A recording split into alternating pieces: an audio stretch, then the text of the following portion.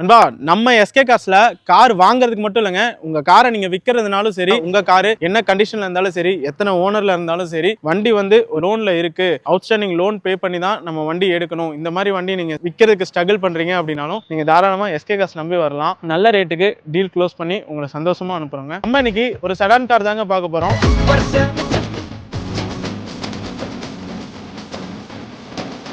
Honda Amaze SMT petrol வேரியண்ட்டுங்க.